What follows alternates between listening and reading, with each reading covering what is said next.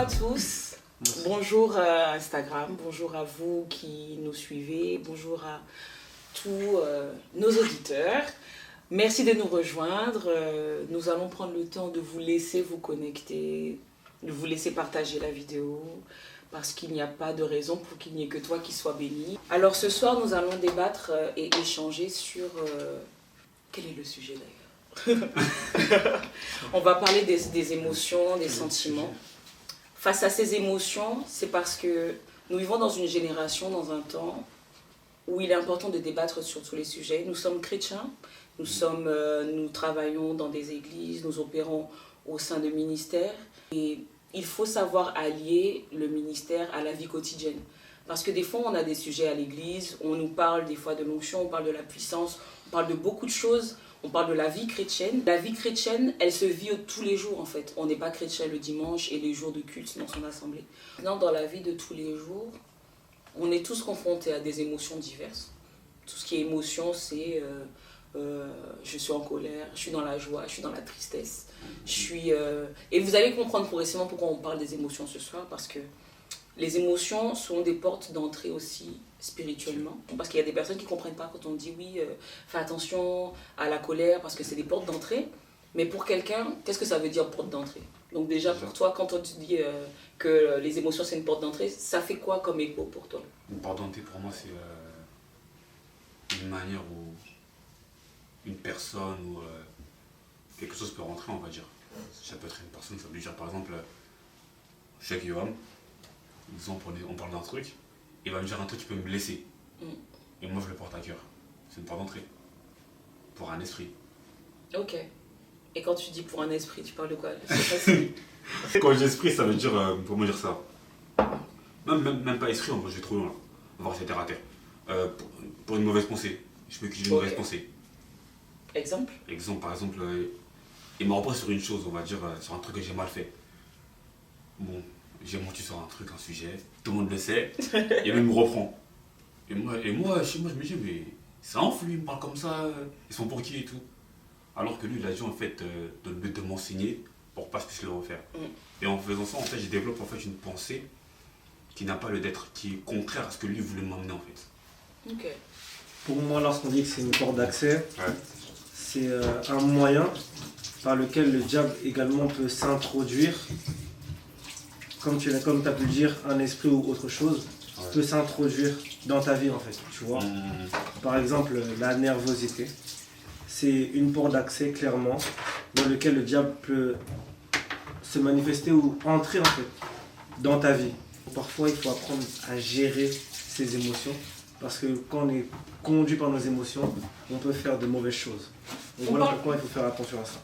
On dit souvent de gérer ses émotions. Ok, mais dans la vie de tous les jours, comment tu gères tes émotions? C'est ça. C'est une très bonne question ça. Parce que gérer nos émotions, il faut déjà avoir conscience qu'on a ressenti quelque chose. Donc, admettons, si on est terre à terre, parce que à ton âge, c'est peut-être plus facile de gérer des émotions. Maintenant, quelqu'un qui a 8 ans, est-ce qu'il gère ses émotions de la même manière que quelqu'un qui a 15 ans? Est-ce qu'il gère ses émotions de la même manière que quelqu'un qui est dans le mariage? Donc, pour toi, est-ce qu'il y a des étapes dans les émotions? Dans la gestion de ces émotions ou dans le fait de comment on les ressent? Bien sûr, totalement. C'est-à-dire qu'il faut être aussi en capacité de comprendre qu'est-ce que c'est une émotion. Il faut être en capacité de comprendre si elles sont bonnes ou si elles sont mauvaises. Tu vois.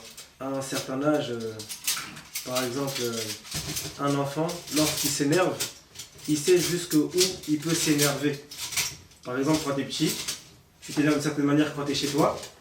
Et tu t'énerves d'une certaine manière quand tu n'es pas chez toi. Tu vois. Donc du coup, tu sais jauger ta manière de réagir, tu vois. Tu penses vraiment? Moi, je suis pas forcément super d'accord. Moi, je pense que oui. Parfois, dans certains cas, mais pas tout le temps. Mais dans certains cas. Par exemple, il y a des cas, je vais te couper. Ma petite soeur, quand il y a mon père ou ma mère, je pensais que je vais. Elle pleurait. On va t'aider un peu. Elle pleurait de fou malade. Elle se mettait par terre et tout. Mais par exemple, quand chez ma tante et tout, elle est tout calme et tout. Elle pleure vite fait. Pas trop, tu vois. Et je pense que tu as raison sur le côté où les enfants, ils savent en fait à quel moment ils doivent le faire. Ben, ça veut dire que très tôt, on peut être on a conscience Des émotions. des émotions. Oui. Peut-être qu'on ne sait pas les nommer, mais on a conscience des émotions. Ouais. Exactement. Il y a quelqu'un qui a dit, moi je pleure tout le temps. Comment on peut aider la sœur à ne pas pleurer Ouais. tout le temps? Est-ce que c'est même négatif? Non, mais c'est elle ça. pleure tout le temps dans quel contexte? C'est ça. Alors ma sœur, tu pleures dans quel contexte? Non, mais c'est parce que des fois, on est à fleur de peau. Vous avez des personnes à fleur de peau, ils sont. C'est pas la chanson de Vita, c'est aussi la chanson de la vie. Être à fleur de peau, ça peut être dans une saison, ça peut être dans une période. Des fois, on dit que les femmes, quand elles sont enceintes, elles sont différentes. Comme tu as grandi avec des femmes, Ouais. est-ce que tu pourrais dire que toi, tes émotions, tu en as plus conscience qu'un homme qui a grandi, qui n'a pas grandi forcément avec plus de femmes ou qui a grandi avec des hommes? Parce qu'il y a des personnes qui ont grandi qu'avec des hommes. Est-ce que tu dirais que tu gères tes émotions de la même manière? Ça, c'est intéressant. C'est une très bonne question, ça. Très bonne Très question. bonne question, ça. Et ensuite, il y en a plein d'autres qui arrivent. Après moi, je dirais que ça dépend de mon. Et vous, Daniela. Par exemple, Tu peux dire maman Dani. Maman Dani. Par exemple, moi, j'ai grandi avec ma tante. Ma tante, elle est très. Elle garde tout en elle, elle dit pas les choses. Moi, j'ai grandi comme ça, moi. Ok. Ça veut dire que je suis quelqu'un, je suis pas démonstrative en public. Et est-ce que tu as conscience d'être comme ça? Oui, j'ai conscience. Bon, tu le dis, donc tu en as conscience. Oui, Mais est-ce que j'ai tu as conscience que tu as du mal à dire les choses? Oui. Donc, ok. Mais, vas-y. Après, c'est bien d'un côté, et d'un côté, c'est mal aussi. Ok. C'est bien pourquoi? C'est mal pourquoi? Parce qu'en fait, à un moment, j'avais du mal quand je suis arrivé en Christ. Je savais pas dire à une personne en gros, je t'aime. Je savais pas exprimer mes émotions. Ça, là, Pour moi, dire t'aimes à une personne, c'est un truc de ouf. ça, c'est dur, ça. Pour moi, c'est garde-toi, moi, la tristesse, on montrait en fait. En fait, Ok. Et c'est pourquoi? l'état Parce d'esprit. que. Pourquoi? On monte pas parce qu'un homme ne monte pas? Non, parce que je Parce pense qu'on aussi- dit ça surtout. Toi, tu penses quoi, ministre? Mais c'est comme- Moi, j'ai grandi dans une famille africaine, bien évidemment. Donc, un père qui montre jamais son émotion. C'est-à-dire que ton père, quand il est content, tu sais pas. C'est vrai. Quand il est énervé, tu sais à peu près. Parce que tu sais que t'as fait une bêtise. Je t'aime, t'as jamais entendu. C'est ça. Mais pourtant, tu sais que ton père, il t'aime. Tu sais qu'il t'apprécie, t'es dernier, t'es chouchouté. Mais t'as pas il montre pas cette émotion-là, en fait, tu vois. Donc, du coup, t'es un peu parfois perturbé. Et donc, pour toi, c'est norme. Parce que comme chez toi, tu ne connais pas les émotions de tes parents, bah, du coup, bah, pour toi, c'est normal d'être comme ça, tu vois. Jusqu'à un moment où tu grandis Ouais. et tu rencontres une personne. Et quand tu dois maintenant manifester certaines émotions, et bah, la personne te trouve bizarre ou étrange. Et donc, du coup, bah, en fait, ça commence dans la maison, tout simplement. Ok. Pour Donc, moi. est-ce que vous direz, vous qui nous suivez, que vos émotions sont à la mesure aussi de ce que vous avez reçu comme émotion? C'est-à-dire, est-ce que le fait que tes parents n'ont pas forcément montré beaucoup d'émotions, tu as l'impression que tu es un peu comme eux? Et il y a des personnes qui sont totalement différentes de leurs parents, c'est-à-dire les parents n'ont peut-être pas beaucoup manifesté, mais qui sont très affectifs. C'est- Donc ça, c'est le caractère. Mais est-ce qu'on a conscience? Déjà, il faut avoir... Non, c'est même pas on me pose la question. Ouais. Il faut avoir conscience Ouais, ouais. que ce que nos parents font, on est programmé pour le refaire. Yes. Exactement. Et donc ça marche sur tous les domaines. Et le domaine émotionnel, c'est le domaine qui est le moins bien géré par l'être humain. Si. Et je pense qu'à l'église, on doit nous enseigner sur les émotions pour la simple et bonne raison que, à cause d'une émotion, tu peux agir. Une émotion, ça peut être une pulsion, hein, c'est immédiat. C'est-à-dire, Yes. quelqu'un dit quelque chose, ma pulsion, c'est la colère. Yes. Ouais. Donc, sous la colère, je vais réagir. Mais la colère, elle est instantanée. Dans 5 minutes, je suis plus en colère. Mais maintenant, ce que je fais sous la colère, peut-être que la durée de ce que ça va provoquer va être éternelle. Et du coup, il y a même quelqu'un qui dit qu'il y a un souci, en tout cas un commentaire, qui dit qu'elle est très nerveuse et justement elle réagit beaucoup à chaud. Et on voit que c'est beaucoup, c'est le cas de beaucoup de personnes en fait. Pour répondre à sa question, pour répondre à ce qu'elle a dit, c'est que souvent les gens qui sont nerveux ont grandi dans dans des environnements où ils ont rencontré beaucoup de nerveux. Souvent les gens qui sont calmes ont en général parfois des parents aussi qui sont calmes. Très calme. Ou Tu des vois ce que je fois, veux dire ça peut être aussi l'inverse. Ils ont Exactement. tellement eu des Oui. parents Qui ont pris tellement de place. tellement de place, ils sont... Exactement. Est-ce que vos C'est parents ont aussi pris de ça. la place? C'est Dans aussi quel ça. terme? Ah, ça C'est aussi ça. C'est vrai, moi j'ai un petit frère, Ouais. donc du coup il a grandi au milieu de femmes, parce que j'ai pas grandi avec mon père. Et tout le temps, j'étais étonnée parce que nous on est vraiment très sociable, on parle fort, bon, famille de noirs basiques antillaises quoi. Et une fois, je l'ai pris à part, je lui ai demandé en fait pourquoi il disait pas ce qu'il pensait, pourquoi il parle pas beaucoup. Et il m'a dit tout simplement, vous me laissez pas de la place. Et j'étais très étonnée de sa réponse parce que je l'ai pris personnellement en fait. Parce que quand des fois on est autour de personnes qui ont un fort tempérament, on apprend progressivement soit à s'écraser ou en tout cas ne pas déranger. Par exemple, moi, il y a une chose qui m'a perturbé en traînant avec des amis à moi, c'est qu'il y a des potes à moi qui faisaient des câlins à leur mère. Je dis pas que c'est pas normal de faire des câlins, c'est pas ça. Mais c'est que moi, j'ai pas grandi comme ça. C'est comme il y a des gens, ils ont le je t'aime facile à leurs parents. Moi, je pète un câble. On dit pas ça comme ça. Je peux dire je t'aime à tout le monde. Mais quand c'est mon frère, on se regarde seulement. Mais on se dit rien. On se dit rien, tu vois. On se sait. Même mes sœurs, je les aime comme pas possible. Je vais pas leur dire ça. Mais c'est difficile.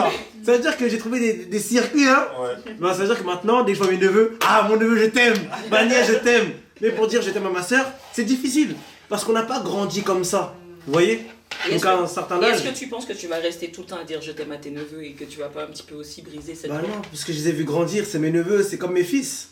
Oui, mais là je parle de tes sœurs. Est-ce que tu penses pas qu'à un moment donné, il va falloir que tu brises ce système? Faut le briser, mais oui. C'est dur. Mais est-ce que tu te rends compte que peut-être à travers juste le fait de dire je t'aime à ta sœur, tu as peut-être balayé quelque chose en elle? Exactement. Parce qu'on reste des fois basé sur le fait que je veux pas dire telle chose à mes parents parce qu'ils vont mal le prendre. Déjà le simple fait d'interpréter ce que tes parents ou déjà imaginer leur réaction, tu es conditionné pour que ça se passe mal. Si par exemple tu restes conditionné sur ça en te disant chacun reste dans son couloir et tu passes à côté de plein de choses. Il faut parfois des fois sortir de sa zone de confort parce que faut vous dire une chose, à partir d'un certain âge, c'est difficile de changer. Donc toi qui es le plus jeune, tu as plus de facilité à être façonné par Dieu. Tout le temps on dit Seigneur, tu es le potier, je suis l'argile. Mais l'argile, ça veut dire que on va te former. Vraiment.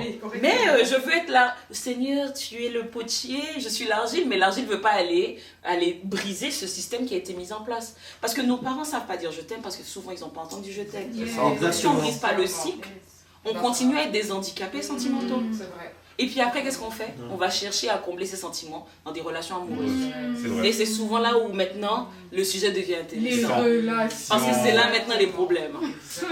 Il y a quelqu'un qui a dit quand je veux dire je t'aime à mon père, ça bug. C'est ça. En fait, ta copine, tu l'as rencontrée, ton copain, tu l'as rencontré. Là, c'est facile. Mais dire je t'aime à quelqu'un qui ne t'a jamais dit forcément, là, c'est un brisement. Là, c'est comme on casse un verre. Tu vois, c'est compliqué parce que ça a été ancré en toi, t'as grandi comme ça. Maintenant, dire je t'aime à tes parents, 20 ans après, 30 ans après, c'est compliqué. Dans ces cas-là, au pire, il y a d'autres manières d'exprimer ses sentiments. Voilà. Oui, il y a d'autres manières. Il y a vous connaissez peut-être pas, d'ailleurs, c'est un très bon bouquet, ça s'appelle Les langages de l'amour. Ah si, je connais pas ça. De qui? De qui je sais pas, mais je sais que ça existe. C'est un livre chrétien, Non, c'est pas un livre chrétien, Je connais pas. mais on peut apprendre aussi des gens qui écrivent des choses sur la psychologie humaine. C'est très intéressant de... Ce serait quand même assez simplet de croire que la spiritualité ne s'intéresse pas à la psychologie. Oh non. Et dans la Bible, le mot sentiment apparaît plein de fois. Donc déjà, lorsqu'on parle des sentiments, on ne parle pas simplement de quelque chose qui est mondain. On parle de quelque chose qui existe, qui a existé. Si on prend Jean 3,16, car Dieu a tant aimé le monde qu'il a donné son Fils unique, afin que quiconque croit en lui ne périsse pas, mais qu'il ait la vie éternelle. Amen. Dans ce chapitre-là que je donne, il y a plusieurs points à relever. Le fait que Dieu a aimé. Et donc, le but d'aimer, c'est que tu produis quelque chose. C'est un sentiment qui a donné naissance à quelque chose de productif. Ça a donné le fait de donner Jésus parce que c'est tellement fort, tu aimes tellement que tu donnes quelque chose. Et cette chose que tu donnes crée quelque chose de positif, c'est la vie éternelle. L'amour, ça donne Jésus, Jésus, ça donne la vie éternelle. Maintenant, on va aller dans Apocalypse 12:12 où on dit « Malheur à la terre et à la mer, car le diable est descendu vers vous, animé d'une grande colère, sachant qu'il a peu de temps. » Là, vous voyez l'inverse, c'est-à-dire malheur. Malheur, car le diable est descendu et il est animé. Lorsqu'on parle de sentiment, souvent on est animé par un sentiment. Et lorsqu'on est animé et que l'on fait quelque chose en étant animé, qu'est-ce que ça va produire? Chez Dieu, ça a produit l'amour, ça a donné Jésus qui donne la vie éternelle. Chez le diable, ça donne quelqu'un qui est animé par la colère et qui veut quoi? Détruire. D'accord. Donc, il y a dans le fait de laisser ses sentiments sortir, s'expatrier de nous, il y a cette production de quelque chose. Soit ça va donner la vie, et soit ça va donner la mort. Je suis d'accord avec toi, mais il y a un petit problème. Le problème, c'est quoi? C'est que parfois, après, tu peux couper maintenant. Comme je dis, ça dépend comment on a grandi, mais parfois aussi, montrer ses émotions, c'est aussi un signe, je dirais pas un signe de faiblesse, mais dans certains cas, c'est aussi un piège. Regarde Dieu. C'est un piège aussi. C'est aussi un piège. Est-ce que c'est un piège? C'est parce que tu as été convaincu dans tes sentiments de l'amour de Dieu que tu es là. Dans certains cadres aussi, par exemple, un mec qui parle à une fille, par exemple. Ouais. Un jeune homme, excusez-moi, un jeune homme. Le fait que la fille montre vite ses sentiments, ou l'homme puisse montrer vite ses sentiments, rapidement ses sentiments, ça peut créer aussi un problème. Ça peut faire fuir la personne. Ça peut, entre guillemets, comprendre que à ce moment-là, je peux jouer avec toi parce que tu vas montrer tes sentiments très vite, très tôt. Donc c'est aussi un signe de faiblesse. Mais maintenant, comment on peut jauger en fait le juste milieu? En fait, il y a quelque chose que je vous dis souvent, mais maintenant, les gens qui ne me connaissent pas, il faut comprendre que les sentiments, ce sont des indicateurs spirituels. Quand tu ressens quelque chose, tu as deux choix. Soit tu agis sous l'impulsion du sentiment que tu as, ou soit tu interroges ce que tu ressens. Il y a des personnes dans la Bible, ils ont été animés d'une bonne initiative, mais pour autant, ça n'a pas produit quelque chose de bon. Pourquoi? Parce que l'émotion immédiate n'était pas égale au prorata de ce que tu devais faire. Je prends l'exemple des disciples. C'est un très bon exemple. Dans Luc chapitre 9, versets 52 à 56, ils cherchaient un endroit pour pouvoir dormir. Ils étaient avec Jésus. Les disciples Jacques et Jean, voyant cela, dirent, ah voilà, et dans cet endroit, on n'a pas voulu les laisser dormir parce que c'était des Samaritains. Il faut savoir que les Samaritains et les Juifs ne s'entendaient pas. On savait qu'ils allaient vers Jérusalem. Les gens, ils ont été fermés en disant non, vous venez pas. Vous venez pas parce qu'on a vu que vous allez là-bas et on veut pas. Maintenant, les disciples, ils partaient pour prier là-bas. D'accord? Donc, l'animation qu'ils avaient, c'était d'aller prier. Donc, c'est une bonne intention. Bien sûr. Maintenant, ils regardent, ils disent, Seigneur, est-ce que tu veux que nous commandions au feu de descendre du ciel et les consume tous? Et Jésus va dire, non, on n'est pas venu pour ça, on n'est pas venu pour la mort. Le Fils de Dieu n'est pas descendu pour tuer. Vous voyez? Donc, l'idée qui était d'aller prier, ils étaient animés par quoi? Ils étaient animés par quelque... Parce que même il leur dit, si tu lis la suite du verset, est-ce que vous n'avez pas conscience de l'esprit qui vous anime là tout de suite? Avant, vous étiez animé par un esprit pour partir, en fait, prier.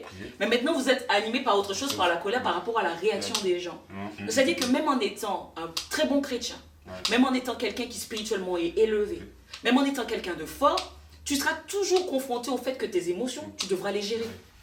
Parce qu'elles peuvent produire soit de la vie éternelle, ou soit produire la mort. Parce que c'est animé de la colère que le diable veut détruire tout le monde. Maintenant, lorsque tu fais place à tes émotions, je vais te dire, comme c'est un indicateur spirituel, tu dois te questionner. Pourquoi je ressens ça? À la base, les émotions ne nous ont pas été données comme ça pour pouvoir juste tomber dedans. Les émotions nous ont été données pour pouvoir comprendre qu'il y a un enjeu spirituel qui se passe. Tu sens quelque chose en toi. Tu dois te questionner. Tu es au travail, tu es en colère. Tu sais que tout ce que tu vas dire, ça va être le feu, la mort, je vais tous vous détruire. Donc toi, tu dois te questionner en te disant, soit je me mets à l'écart parce que je sais que je ne vais pas produire la vie, ou pourquoi je ressens ça? Je ressens ça pourquoi? Est-ce que je ressens ça à cause de Justine qui m'a dit un truc qui m'a énervé? Ou est-ce que je ressens ça au prorata de tout ce que j'ai ressenti dans ma vie, des gens qui m'ont abaissé, des gens qui m'ont manqué de respect, et puis là, je vais péter le plomb sur tout le monde? Parce que des fois, on n'est pas en fait sur la bonne jauge, et on surréagit, et c'est des émotions des fois qui sont ancrées en nous. Depuis longtemps, qu'on n'a pas traité, qu'on n'a pas voulu traiter ou qu'on n'a pas conscience qu'il faut traiter. Voilà pourquoi, avant de rentrer dans des relations amoureuses, il faut gérer ses émotions.